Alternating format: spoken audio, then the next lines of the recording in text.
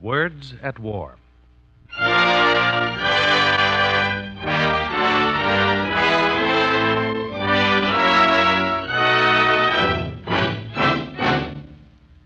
Out in the South Pacific Ocean, there was great faith and a lot to be learned in the last 2 months of 1941 and in the first 4 months of 1942. There was great faith.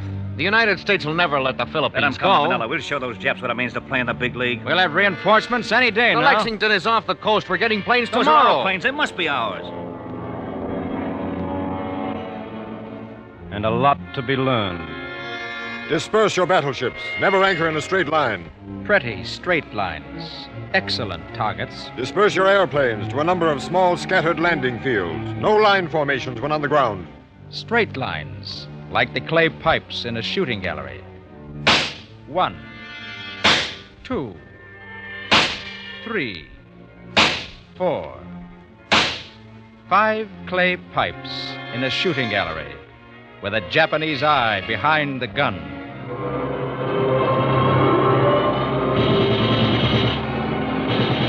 2, 4, 6, 8, 10 planes in a straight line down there, and a Japanese eye behind the gun above them.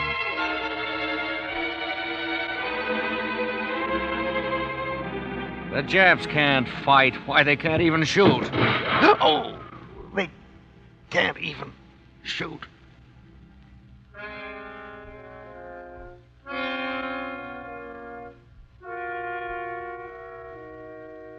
They call it Pacific.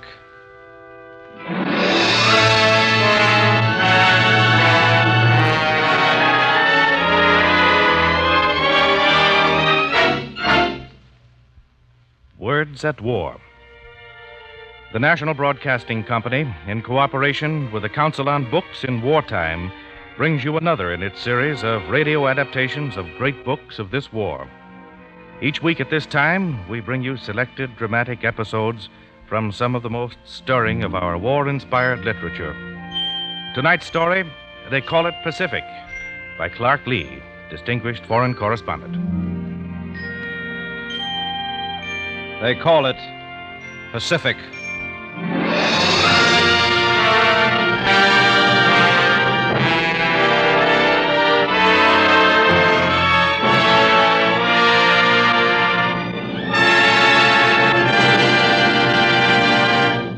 Japanese occupied Shanghai, China, late in November of 1941. I was sitting at a table in a nearly deserted tea room. Opposite me was American-born Sergeant Hajime Matsui of the Imperial Japanese Army. Jimmy, we call him. And now Jimmy is glancing cautiously around the room. He leans closer to me across the table. I have a message for you from the Colonel, Mr. Lee. What is it, Jimmy?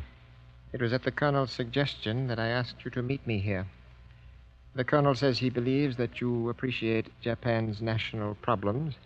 He has grown to like you personally, even though your newspaper stories have been highly critical of Japan's conduct in China. It could hardly be otherwise. The Colonel has been informed that you have recently made inquiries as to whether the Japanese barracks near Shanghai would be used as an internment camp for Americans in the unfortunate event of war between Japan and America. I certainly made no such inquiries. Then perhaps you should have,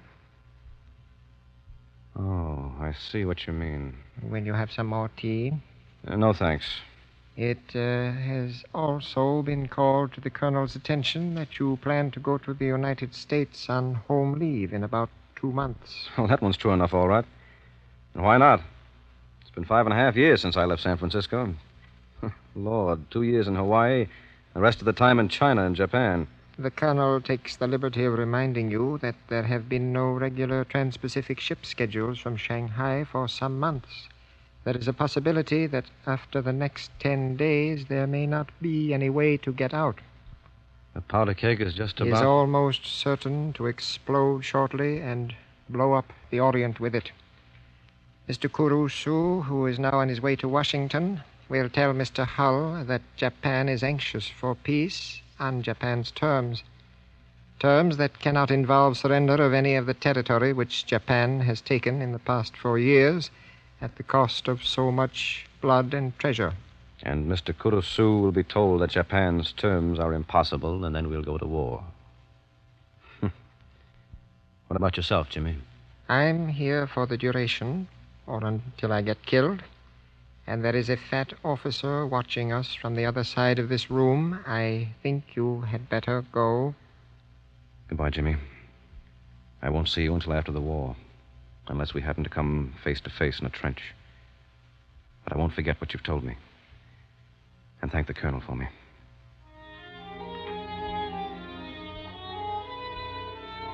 When I walk across the room, fling the door open, here's the sparkling afternoon sunshine and crisp fall air of Shanghai. Rickshaw! Rickshaw! $1 for Go Chop Chop, corner Sichuan Road, Foochow Road. On our way now to the Dutch Lane ticket offices through the streets of Shanghai. The Shanghai of Japan's new order. Shanghai, China, with Japanese soldiers on the sidewalks jostling Japanese girls in kimonos. We're approaching the Garden Bridge, and there are Japanese soldiers on sentry duty. I'm not allowed to ride past these sentries, so I get out of the rickshaw, remembering to douse my cigarette. They stare at me with what we call the China face. Corners of the mouth turned down, chin thrust forward. Get out, they seem to be saying. Get out of the rickshaw. Get out of Shanghai. Out of China. Get out of the Orient, the Pacific, for this is Japan's new order. Well, I'm getting out. If I'm lucky, I'll get space of some kind down to Manila, then transship to the President Coolidge. I'm getting out, Tojo. But I'll be back.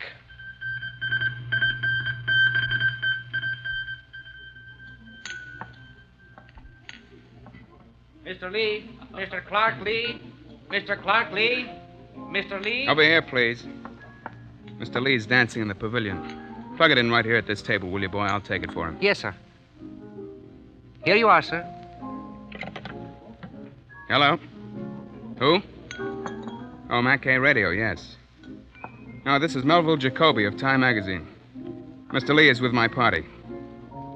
Yes, all right, I'll take the message for him. Go ahead. Yes?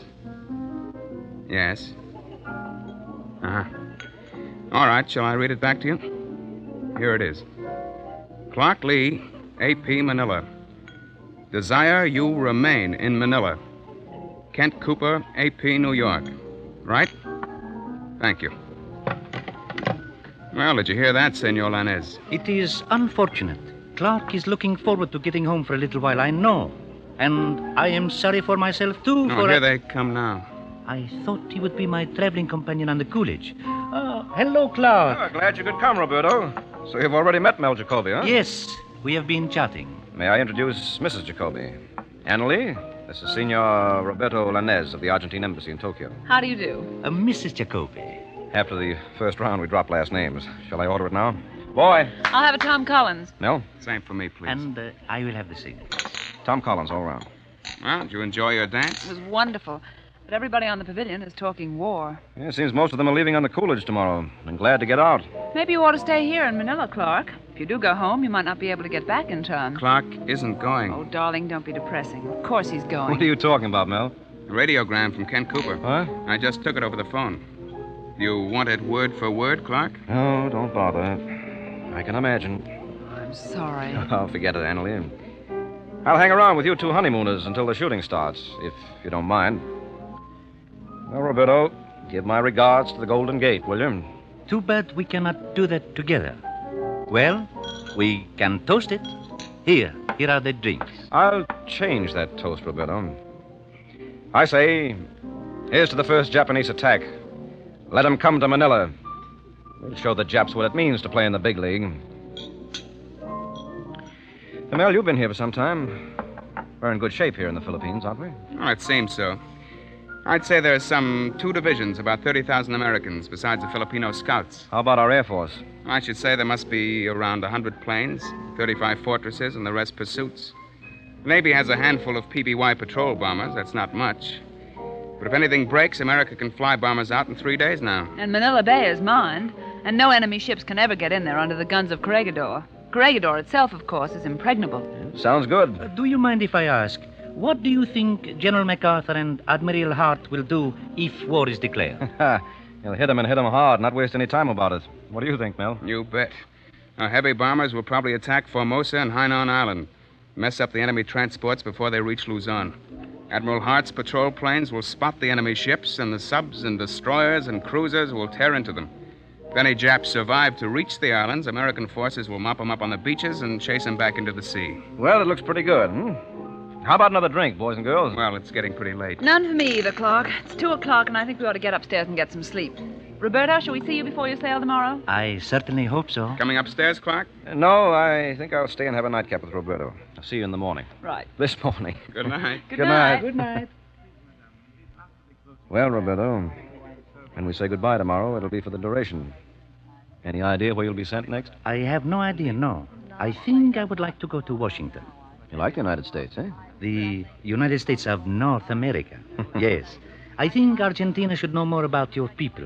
You are such delightful hypocrites. You may be right at that, Roberto. Of course I am. But you have a sense of humor, and that is the great saving grace. Not always. You can't refuse me. Listen to I'm that an specimen American. over at the bar. Tomorrow? How dare you tell me what to do? You're just a policeman, a Filipino policeman. Well, go ahead, arrest me. I don't want to arrest Not a very I'd good, like to good see you neighbor, is try she, it. Clark? We Americans are the ruling race here. You're nothing but dirt. Do you understand me, dirt? I'll show you. You can take that from me. Mrs. Work, I must ask you to go upstairs to your room. And who are you? I'm the manager, don't you remember? Oh, sure. Sure, you're all right, but him, he's trying to arrest me. I'll fix that dirty... No. Where are you going, Clark? I want to talk to the constable. But she was the wrong one. Never mind her. I want to congratulate that constable. Come on. And you have been telling me, mi amigo, that the Chinese in Hong Kong and the natives in Malaya and Burma will not fight for the British when war comes because the British have mistreated them and offered them nothing. Now, perhaps you are aware why Argentina says no when the United States asks for naval bases. Sergeant. Senor. Sergeant, I'd like to shake hands with you. I'm Clark Lee of the Associated Press. Certainly, Mr. Lee. This is Senor Roberto Lanez of the Argentine Embassy in Tokyo. I am Hilario Francisco of the Philippine Constabulary. We both want to congratulate you, Sergeant Francisco, for the manner in which you behaved in the face of that woman's insults. And the lady was not herself, Mr. Lee. We of the Constabulary are expected to understand those things. Yes, well, that's very tolerant of you, Sergeant. But it's time she learned how to conduct herself properly in these islands. She's an American. She ought to act like an American. I, too, am an American, Mr. Lee.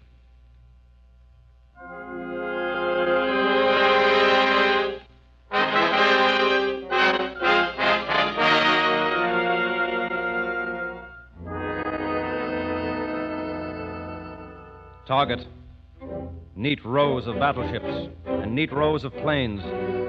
The Japanese bombers and machine gunners sweeping in from the sea find them without difficulty.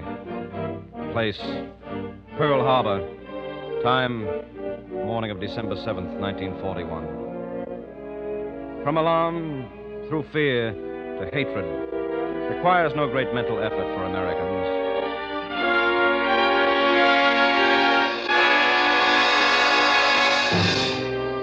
But angry men shaking their fists at the sky cannot pour the splattered blood back into torn bodies, right overturned battleships, or straightened twisted steel.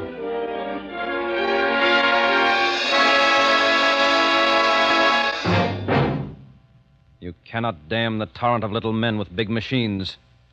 Sweeping southward through Indochina to Thailand, Malaya, and Java, eastward to Pearl Harbor and Hawaii, then westward to the Philippines.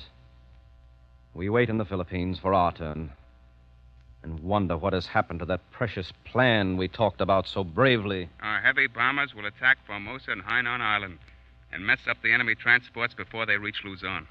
Admiral Hart's patrol planes will spot enemy ships, and our subs, destroyers, and cruisers will tear into them. If any Japs survive to reach the islands, American forces will mop them up on the beaches. But it doesn't happen that way. We can't do that, you see. There has been a Pearl Harbor, yes, but the United States has not yet officially declared war. Huh? No use sending our bombers up from Clark Field and Nichols Field in the Philippines. They can't go anywhere. We haven't yet declared war. The pursuit planes are up all right, but they'll be down for lunch, all of them. And they'll all line up in pretty, even rows, just in time as the Japanese Zeros hurl themselves out of the sun.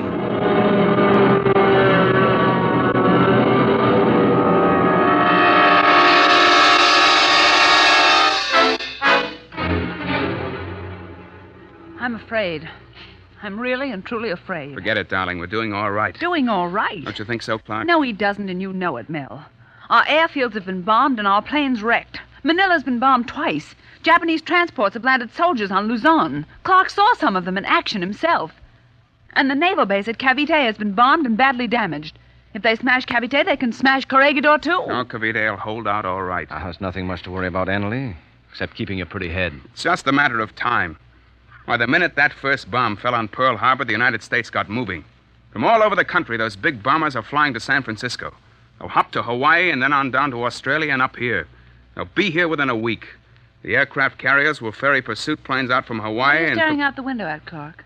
Cavite over there. I thought I saw smoke. Maybe bombers overhead again. Probably not, though. I didn't hear any sirens. We ought to go. You ought to be working. There's nothing to do now. Well, you could be writing up that adventure of yours last week up in Pagayo. I never will understand how you got out of that one. Nor I. Well, that's just it. What's the use of writing it? Well, write it anyway. Oh, it's no good, Mel. Not even Hollywood would go for it. All that stuff about being surrounded by the Japanese, fires and falling off cliffs and nearly stepping on landmines, and just not getting killed at Tarlac and the rest of it. It's too melodramatic. Now, that's irony for you. Here we Good are. Lord in heaven! What is it, Clark? What happened? Cavite just blew up! Right in front of my face!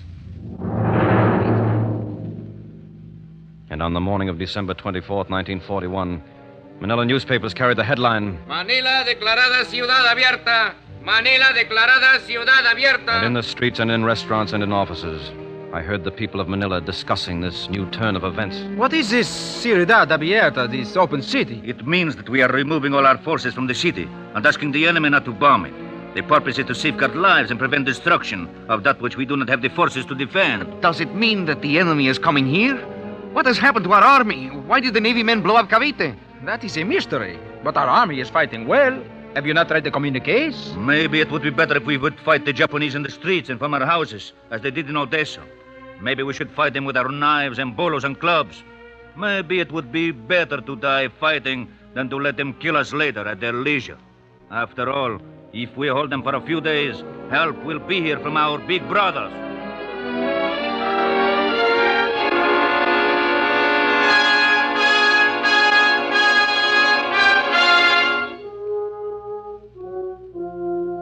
They believed. Oh, how they believed. They knew that the big brothers would come. They knew that the United States fleet would come plunging proudly up through the islands, throwing airplanes inland from the decks of its carriers, and blasting the Japanese transport units to kindling wood and bits of torn flesh. And out on Bataan, they believed.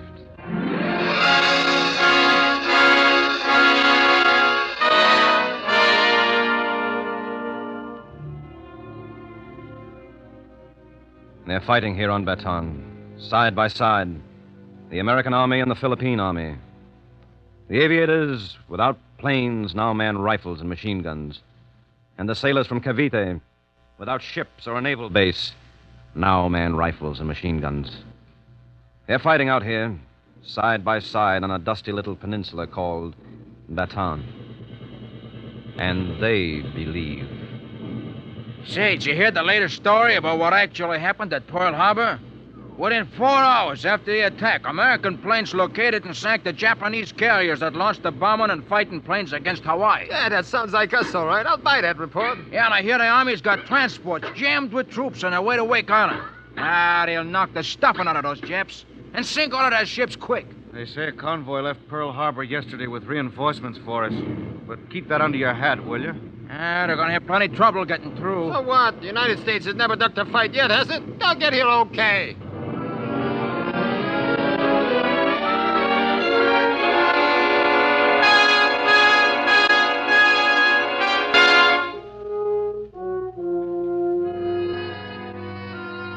I came over to Bataan from Corregidor, where I left Mel and Annalie Jacoby to report from the front lines.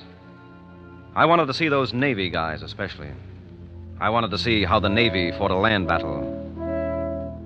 Well, they're fighting it all right. Losing more men than they should. Because they don't know how to take cover. And because they don't know Japanese trickery. But they're driving them back toward the sea.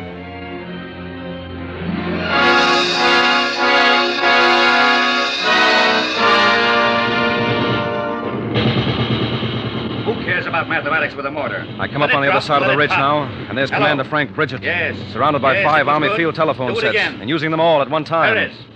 Perez, you've got to lay a Last few time I shells saw in there the in front of commander was Lieutenant in Jackson. Tokyo. Yes, right. His center's under heavy machine gun fire. He can't hold out long. Captain Wormuth is here with me now. Just got here. Some other guy just came up. Oh, it's Lee.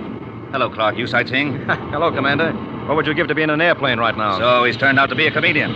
Perez, you have 9 rounds, right? Hello, Jack. Jack, hold on, kid. I'll give you some help in a minute.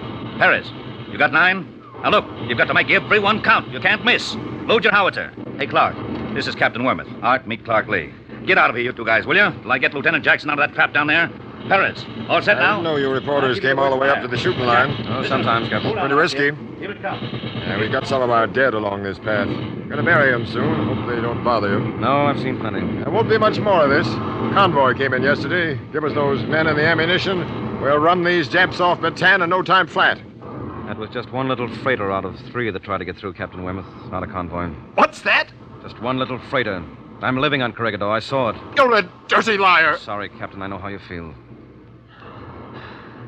All right, Lee. I'm sorry. Forget it. How long are you going to stick around? We're leaving tomorrow on a freighter. We're going to try to get through to Australia. We'd like to stay, but the censors won't let our stories go out anyway. Watch your step along here. Some more bodies. Who's we? I'm going out with Mel Jacoby and his wife. I know him. Time magazine? Yes, that's right. Just got married, didn't he? Some girl with an odd name? Yes, Annalie. Yeah. She's great, too. Must be. Say, look here. Look at this one. Oh, that's too damn bad. I knew this soldier. Look at that row of machine gun holes. They almost cut him in half. See, I've seen him somewhere, but I can't... Sure you have. That's Sergeant Hilario Francisco of the Philippine Constabulary. He used to be on duty at the Manila Hotel.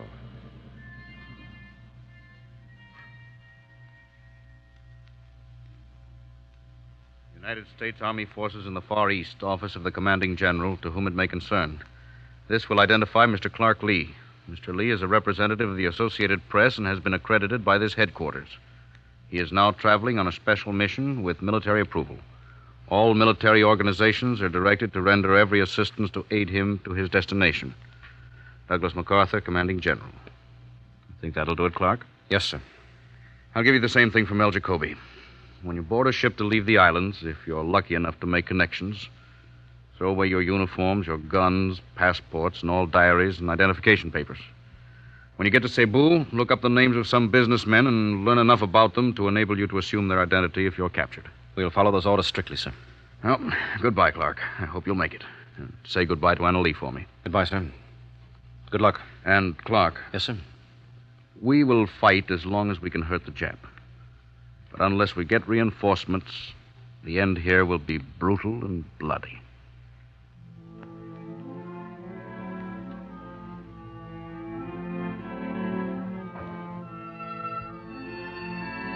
The Princessa headed straight out into the China Sea for about 10 miles, then turned south along the coast of Luzon.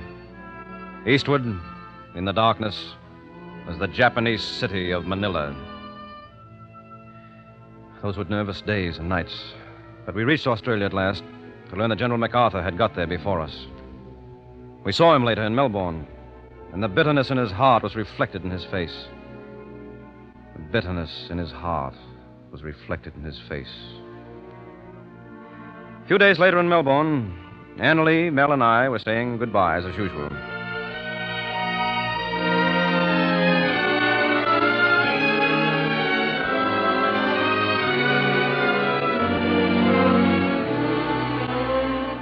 Well, Clark, here you go again. I'm not going to say so long to you, Mel. Nor to you, Annalie. When I get to Sydney, I'll phone you to let you know if these orders to visit New Zealand still stick. If not, I'll wait for you there. Well, if you do go on to New Zealand, Clark, remember to look around for a line of retreat. From here, we can always get to Tasmania and then to the South Pole if the Japs come. But it looks like the only way out of New Zealand is to Easter Island and then to Chile. And that's quite a long jump in a canoe. You two are always talking about ways out of places. I'm glad to see for a change you're both starting to go north in the direction of the Japs. Let's start a counteroffensive of our own. What's this about north? Where are you bound for, Mel? Just a few short hops with General George to inspect Australian airfields. Don't worry, Clark. I'll be here waiting for your phone call from Sydney.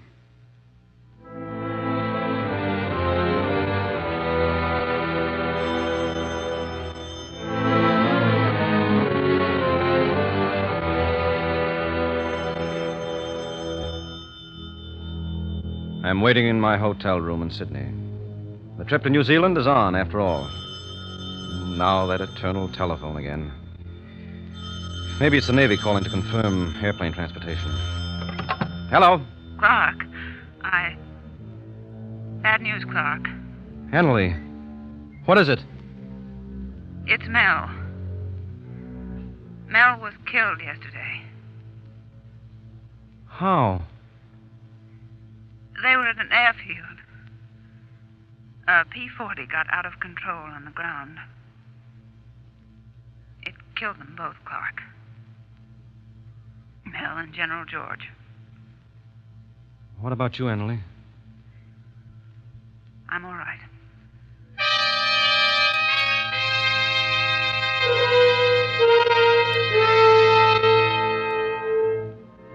Mel Jacoby was dead. And I went on. I went on through many scenes of a bloody pageant in an ocean they call Pacific. This next scene is far removed, for there before me now are the skyscrapers of San Francisco, the most beautiful sight I have ever seen in my life. There are 3 other scenes which I hope to live long enough to witness. I want to be there when General Douglas MacArthur raises the American flag over Corregidor again, and then hauls it down and with his own hand raises the flag of the Republic of the Philippines, symbol of a nation which has won its right to life by learning how to suffer and how to die. I want to be with Generalissimo Chiang Kai-shek when he marches once again into Nanking after the last Jap has been killed or driven from China. And I want to see Jonathan Wainwright and Joe Smith and Arthur Weymouth and some Filipino scouts and Vandegrift and his Marines ride down the main streets of Tokyo. And with Admiral Halsey and his sailors, drive in tanks and armored cars across the moat and enter the Imperial Palace, while American airplanes fly overhead in clouds so thick that they blot out the rising sun.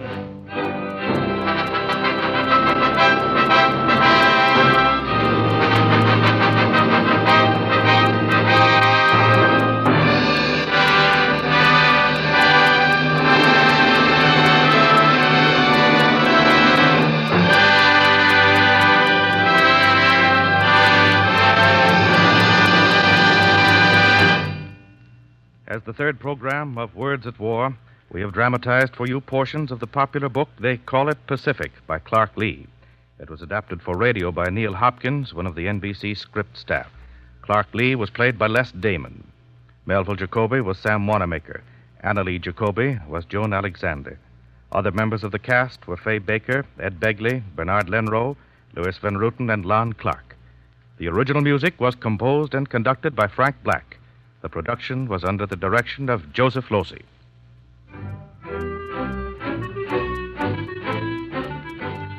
Next week, Words at War presents episodes from the last days of Sevastopol by Boris Voyatikov, vivid account of the fall of that Soviet Crimean port.